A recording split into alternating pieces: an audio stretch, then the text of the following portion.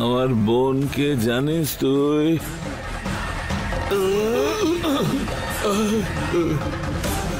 দেবী, ও হলো দেবী। শোন, মন্দিরে গিয়ে তুই দান পাত্রে খুচরো টাকা দিস, কিন্তু ও মানুষের জন্য মন্দির বানিয়ে দেয়।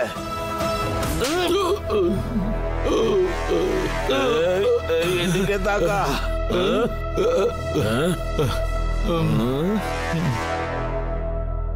তুই প্রসাদের জন্য হাত পাতিস, আর ও অন্ন দান করে সবাইকে। সেরকম একজনকে টাকার লোভ আছে বলে বলছিস? ভৈরব,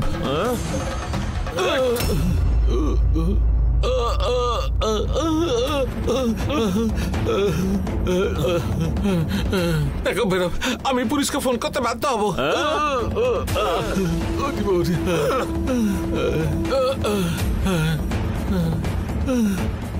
এই না ভৈরব, দাঁড়া, এখানে আর 2 মিনিট দাঁড়া, তারপরে তুই কল করিস।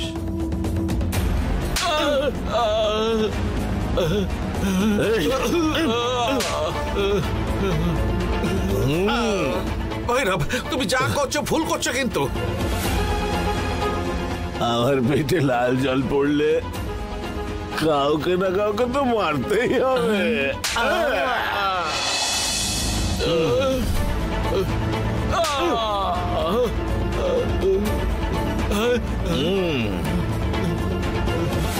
আগে জানিস আমি খুব খারাপ ছিলাম, ভালো করে মারতাম,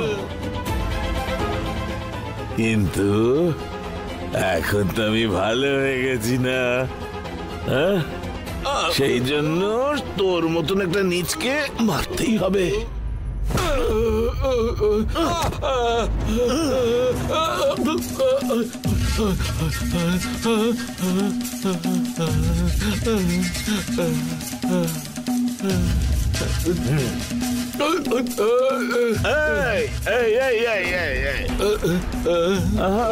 পালাবি না কোথাও। আমার রাগ যদি আরো বাড়ে, তোর সারা গাটাকে কুচি কুচি করে কাটবো। দেখি, তোর তো মুখটার শেপটা বদলে দেবো ভাবছি। আরে তোর মুখটার শেপটা তো এমনি খারাপ।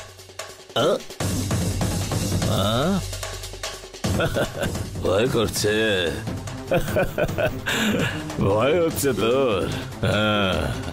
দেখো ভৈরব, আমি কিন্তু পুলিশে কমপ্লেন করবো।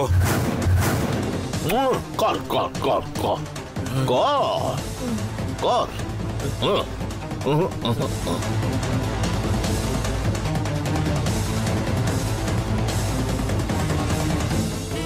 স্যার, স্যার আমি শিবপুরের শিবানী ট্রাভেলস থেকে কথা বলছি। স্যার আমাকে একজন অ্যাটাক করেছে, দয়া করে তাড়াতাড়ি আসুন স্যার। Okay sir. হয়েছে, কোনো তাড়া নেই, আমি এখানেই আছি, আমি কোথাও যাব না। আগের দিন হলে না তোকে কেটে বস্তায় ঝুলিয়ে পুলিশ স্টেশন চলে যেতাম রে। আর এখন নিয়ে আসা পর্যন্ত আমি এখানেই আছি, ভয় নেই। ওইখানটায়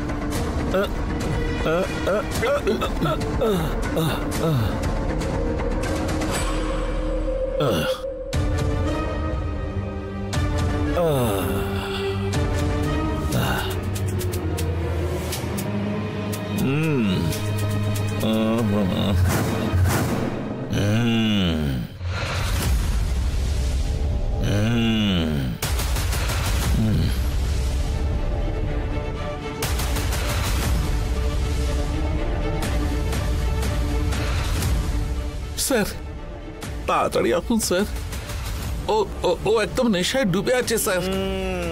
ঠিক আছে, আমরা আসছি। ঠিক আছে, তাড়াতাড়ি আসুন স্যার।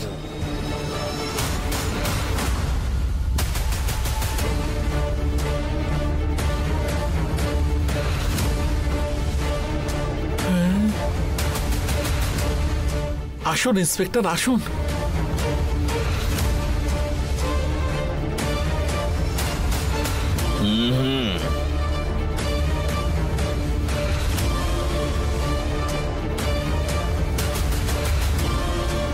এই দেখুন স্যার, অফিসে ঢুকে আমাকে মারধর করেছে।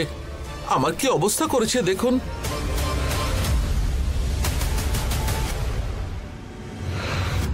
আগে ওকে এখান থেকে নিয়ে যান ইন্সপেক্টর।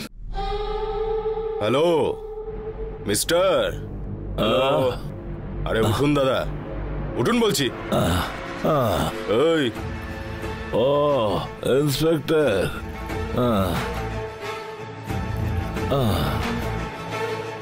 বস ইন্সপেক্টরকে ডেকে পাঠিয়েছ। সুপার বস তুমি। সব কিছু পুলিশ স্টেশনে গিয়ে হবে।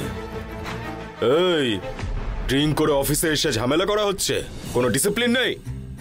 আপনার মতন লোকেদের না থানায় নিয়ে গিয়ে আচ্ছা সে জব্দ করতে হয়। এই শোনো, নিয়ে এসো একে। চলুন, এই চল।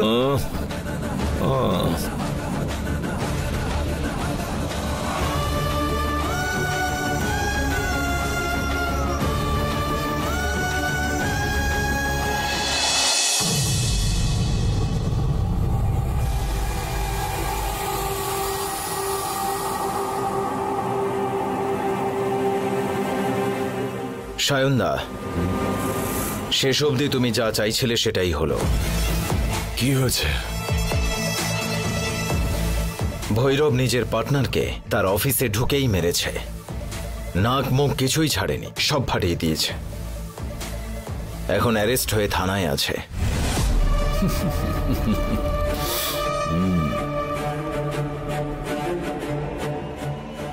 আমাদের লয়ারকে নিয়ে গিয়ে ওর বেল করিয়া।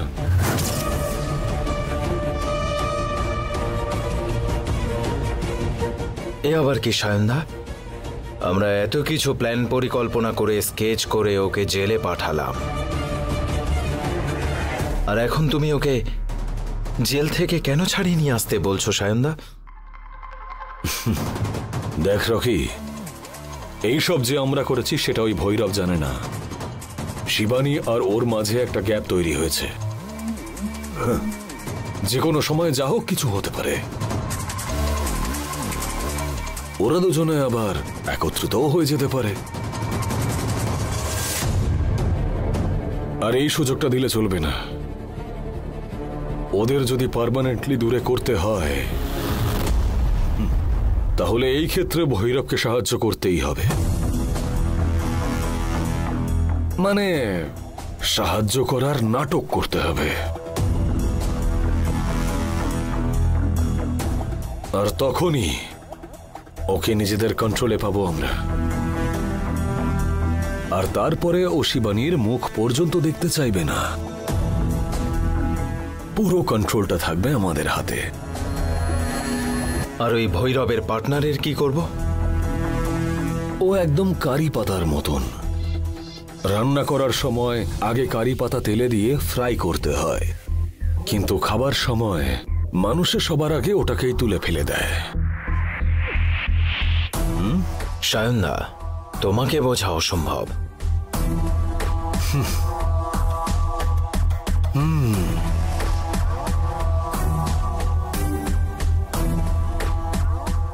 আমাকে বুঝে গেলে খেলা শেষ।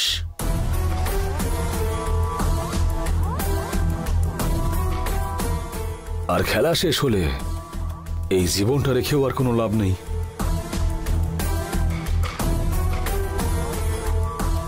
যুদ্ধ করে শত্রুকে মারা যায়, অথবা ভালোবেসে নির্মূল করে দেওয়া যায়। এই দুইয়ের মধ্যে উপায় যাই হোক না কেন, শত্রু পায়ের কাছেই থাকবে। তাই ভেবে চিন্তে সিদ্ধান্ত নিতে হয় যে যুদ্ধ করে মারবি নাকি ভালোবেসে।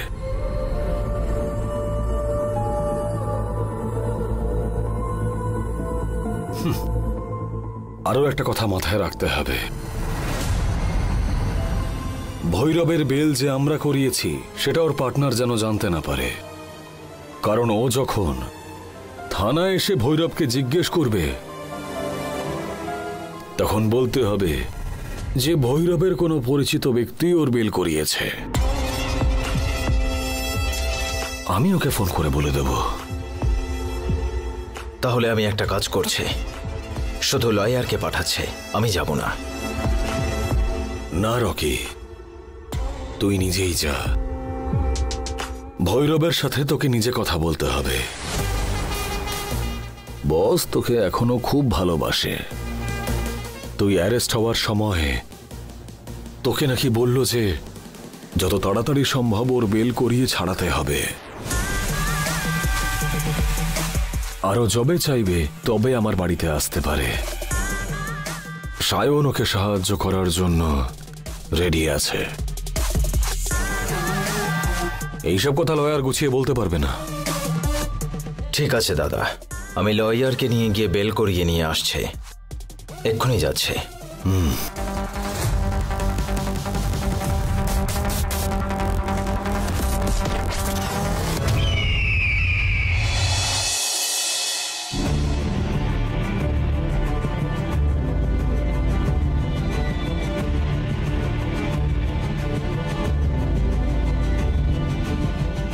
এটা নিয়ে অফিসে দিয়ে এসো। স্যার,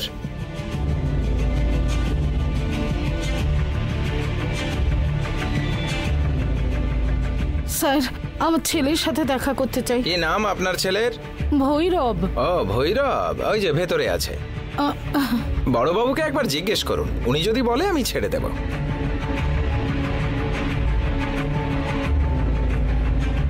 স্যার,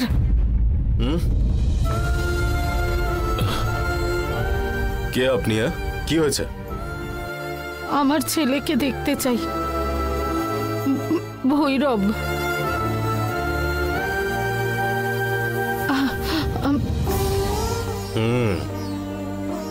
এই শোনো।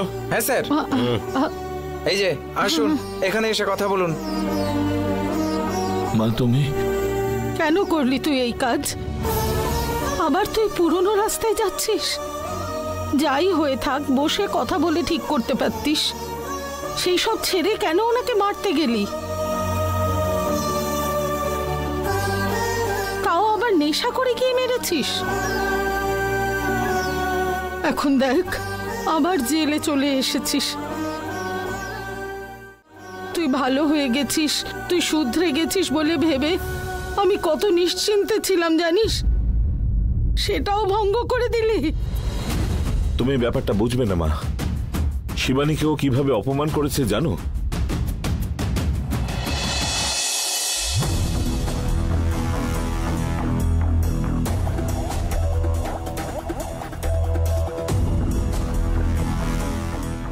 আমাকে মাঝখানে একটা কথা বলবার সুযোগ দেয়নি।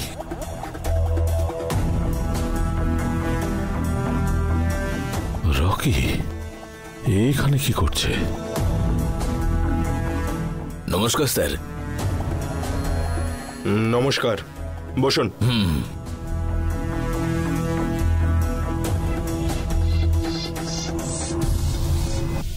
কি ব্যাপার বলুন? এই ক্লায়েন্ট আমাদের দরকারি লোক। এইটা হলো ওর বেলের কাগজ। নিন, বন্ডটা নিন। সিওরিটি ইনি দেবেন।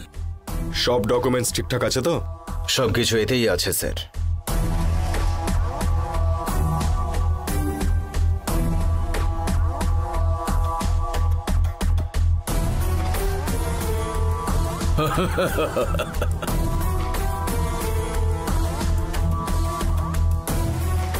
বস কল করেছিলেন? করেছিল। আরে এই শোনো স্যার, ওকে নিয়ে এসো তো। Okay sir.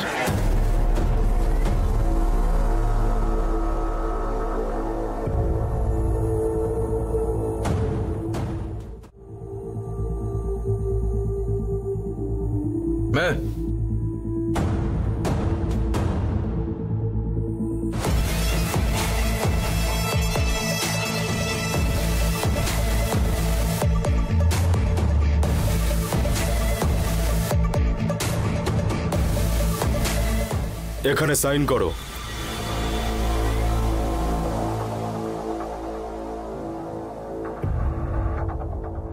লেফটি নাকি?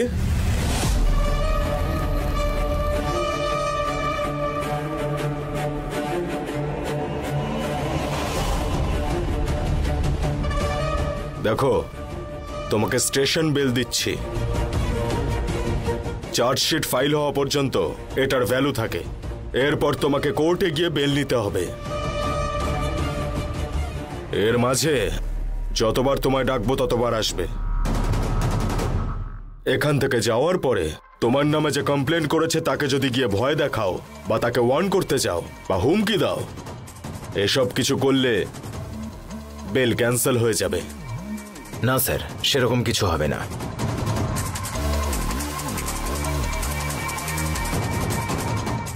আপনার ইনভেস্টিগেশনেও ভালোভাবে কোঅপারেট করবে, তার গ্যারেন্টি আমি নিচ্ছি।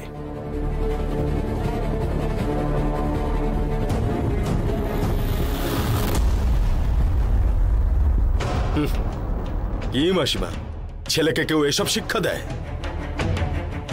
যদি কোনো সমস্যা হয় নিজে গিয়ে মারবে, থানায় কমপ্লেন করা উচিত তো। না স্যার, ও ওই ধরনের না। আজকে ওর পার্টনার ওকে ঠকিয়েছে, ওর বোনকে অপমান করেছে, তাই হাত তুলেছে। এরপর আর এরকম হবে না। ঠিক আছে ঠিক আছে, একটু নজর রাখবেন। এটা বেলেবল অফেন্স বলে ও বেল পেয়ে যাচ্ছে।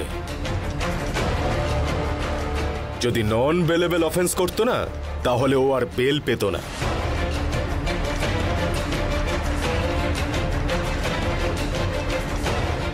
ঠিক আছে স্যার, আমি দেখে রাখবো। Thank you. ইন্সপেক্টর।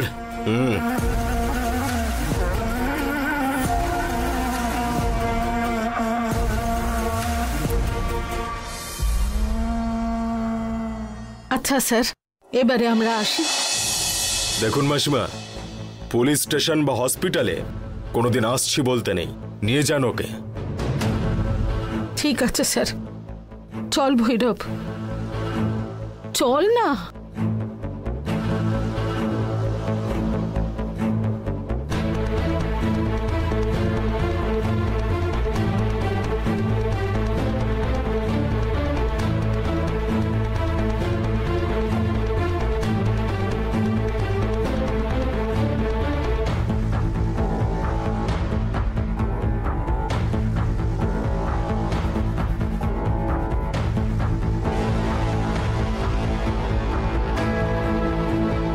ভৈরব,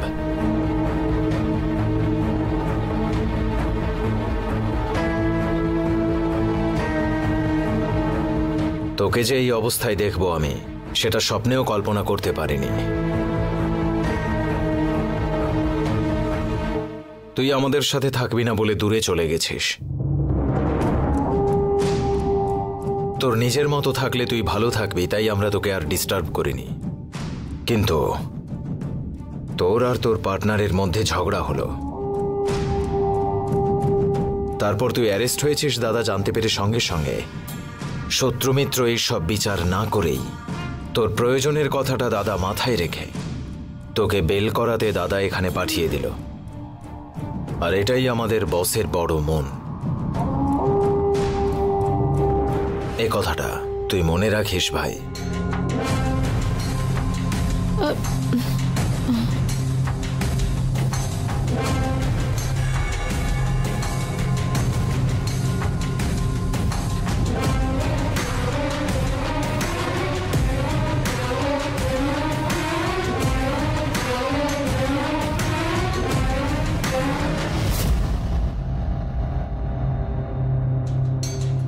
কি রকি, এভাবে চলে গেল? সেটাই তো দেখছি।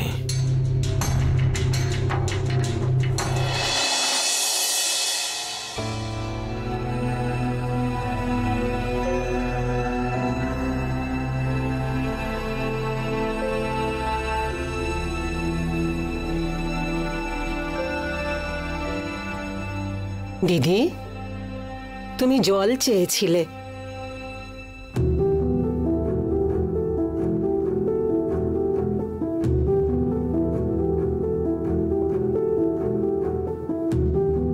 কমলা মা, কি বলো দিদি? এখানে এসে একটু বসো।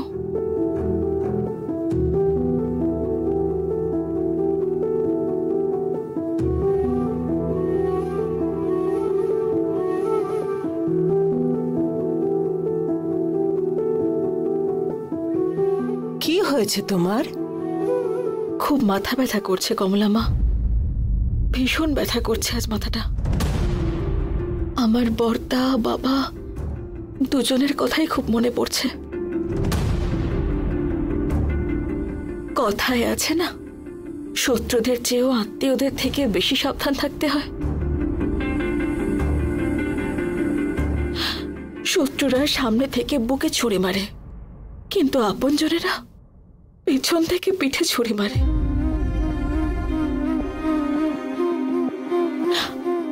কেন জানি না কথাটা বারবার মনে হচ্ছে কমলা মা।